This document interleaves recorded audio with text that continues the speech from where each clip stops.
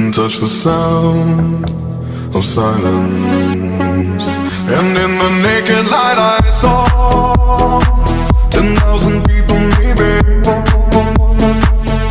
people talking without speaking, people hearing without listening, people writing songs that voices never share, and no one dared disturb the sound of silence.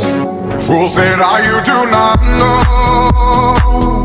Silence like a cancer grows. Hear my words and I might teach you.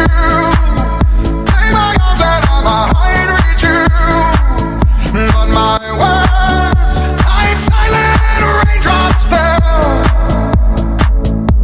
and echoed in the wells of silence.